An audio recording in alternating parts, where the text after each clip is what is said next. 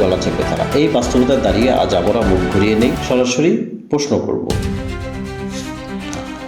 বাতিঘরের আলোর সন্ধানে আপনাদের স্বাগত জানাচ্ছি। প্রথমে আসি মূল প্রশ্নে। শেখ হাসিনার সাথে আজ যে বৈঠকগুলো হয়েছে, সরকারি ভাষায় বা বেসরকারি ভাষায় বলি, এটি রুটিন কূটনৈতিক বৈঠক বা রাজনৈতিক বৈঠক। কিন্তু রাজনীতিতে একটি কথা মনে রাখতে হবে, রুটিন বৈঠক বা রাজনৈতিক রুটিন বৈঠক কখনো রুটিন সময়ে হয় না। এই বৈঠক হয়েছে ঠিক তখনই যখন 12 ফেব্রুয়ারি নির্বাচন নিয়ে আন্তর্জাতিক চাপ বাড়ছে, বিরোধী পক্ষ বিদেশি মিডিয়ায় বেশ সক্রিয়, দেশের ভিতরে অস্থিরতার আলোচনা। টাইমিংই বলে দেয় এটা রাজনৈতিক বিশেষ ইঙ্গিত। এই বৈঠকটি আসলে কার জন্য বার্তা? আন্তর্জাতিক মহলের জন্য আমরা বিচ্ছিন্ন নই কথা চলছে, বিরোধী দলের জন্য সব দরজা বন্ধ হয়নি, দেশের ভিতরের শক্তিগুলোর জন্য পরিবর্তন আসতে পারে কিন্তু আমাদের স্বার্থে। এটা আসলে সমঝোতার ঘোষণা না, কিন্তু সমঝোতার দরজা খোলার স্পষ্ট সংকেত বলা যায়। এবার একটু অন্য প্রান্তে তাকাই। একই সময়ে তারেক রহমান কথা বলেছেন আমেরিকার এক প্রভাবশালী পত্রিকায়। এই পত্রিকার সাক্ষাৎকার লক্ষ্য করলে বুঝবেন এখানে আগুনঝরা বক্তব্য নেই, রাজপথের হুমকি নেই, ভাষা কূটনৈতিক ও পরিমিত। তিনি বলেছেন অংশগ্রহণমূলক নির্বাচনের কথা, গণতন্ত্রের পরিবেশের কথা, আন্তর্জাতিক ভূমিকা কি হবে সেসব নিয়েও। এর মানে কি? বিএনপি কি বুঝে গেছে দেশের রাজনীতি এখন শুধু দেশের ভিতরে সীমাবদ্ধ না? এটা আসলে স্পষ্ট বার্তা, সংঘাত নয়, গ্রহণযোগ্যতার রাজনীতি এখন সমাধান। এখন প্রশ্নটা একটু কঠিন, সমঝোতা না হলে কি হবে? রাজনৈতিক অচলাবস্থা, অর্থনৈতিক চাপ, আন্তর্জাতিক নিষেধাজ্ঞার ঝুঁকি। কিন্তু সবচেয়ে বড় ক্ষতি হবে দেশের সব অঙ্গন একে একে ধ্বংসের পথে। এবার সে বিশ্বকাপ বয়কট নিয়ে কিছু কথা। বিশ্বকাপ বয়কট, এই সিদ্ধান্তটা শুধু রাজনৈতিক না, এটা আত্মঘাতী। বাংলাদেশের 50 বছরের ক্রিকেটের ইতিহাস।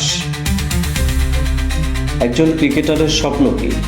ছোটবেলার মাঠ, পরিবারের ত্যাগ, সারা জীবনের স্বপ্ন একটি বিশ্বকাপ।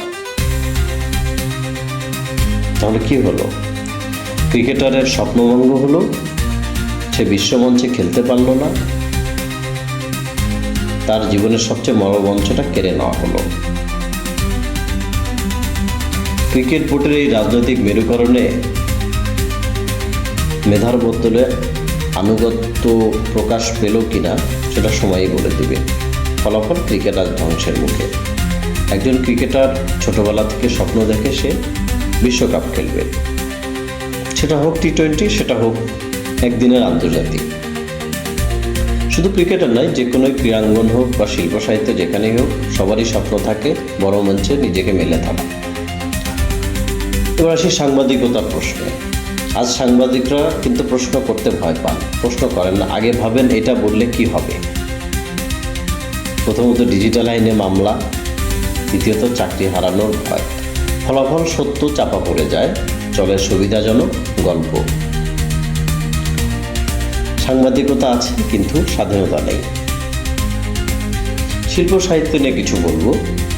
শিল্পীর কাজ প্রশ্ন তোলা, লেখকের কাজ প্রতিবাদ করা। কিন্তু আজ ভিন্নমত মানেই সমস্যা, অনুদান নির্ভরতা, আত্মসেন্সরশিপ। একটা সমাজ যখন গান, কবিতার, নাটককে ভয় পায়, সেই সমাজ অসুস্থ। আপনারা জেনে থাকবেন আজ আমেরিকা ও ইংল্যান্ড তার নাগরিকদের বিশেষ সতর্কতা বা বিশেষ কূটনৈতিক ইঙ্গিত দিয়েছে।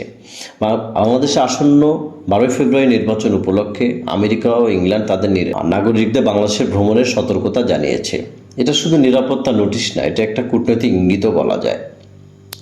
মানে তারা অস্থিরতার আশঙ্কা করছে, পরিস্থিতির দিকে বিশেষ নজর রাখতে বলছে।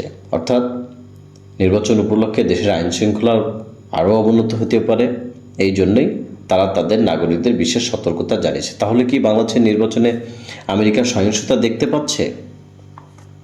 সেটা সময়ই বলে দেবে। এবং এছাড়াও আল জাজিরা গত সপ্তাহে আমাদের বাংলাদেশের নির্বাচন এবং পরিবেশ নিয়ে একটা রিপোর্ট করেছে। তাদের রিপোর্টটা আসলে দুটি দিক উঠে এসেছে। পশ্চিমা বিশ্ব বিশৃঙ্খলা চায় না, একতরফা নির্বাচনও চায় না। তারা চায় নিয়ন্ত্রিত অংশগ্রহণ, সীমিত বিরোধিতা, মানে ম্যানেজ ডেমোক্রেসি। সব মিলিয়ে প্রশ্নের উত্তর পরিষ্কার। হ্যাঁ, শেখ হাসিনার সাথে এই বৈঠক রাজনীতির বিশেষ ইঙ্গিত। সমঝোতা আদর্শের প্রশ্ন না, এখন সমঝোতা টিকে থাকার প্রশ্ন। কিন্তু যদি এই সমঝোতায় একটা বিষয় খেয়াল করবেন, শেখ হাসিনার বৈঠক বা শেখ হাসিনার গত সপ্তাহে G20 সাক্ষাৎকার এবং তারেক রহমানের আমেরিকার প্রভাবশালীদের সাক্ষাৎকার একটা বিষয় ইঙ্গিত দিচ্ছে, স্বাধীনতা এবং সার্বভৌমত্ব মুক্তিযুদ্ধের পক্ষে এবং দেশের সামগ্রিক পক্ষে কি বিশেষ সমঝোতার দিকে যাচ্ছে। আমরা জানি না এই সমঝোতায় ক্রিকেট বাজবে কিনা, সাংবাদিকরা কথা বলতে পারবে কিনা, সংস্কৃতি বা আলোড়িত হতে পারবে কিনা, আমরা সেটা সময়ই বলে দেব। তবে এটুকু বলি, গণতন্ত্র ফিরে আসুক। গণতন্ত্র মানে কথা বলার সাহস, গণতন্ত্র মানে স্বপ্ন দেখার অধিকার। আপনি কি মনে করেন, ভবিষ্যতে বিএনপি বা আওয়ামী লীগ কোনো সমঝোতা হতে পারে?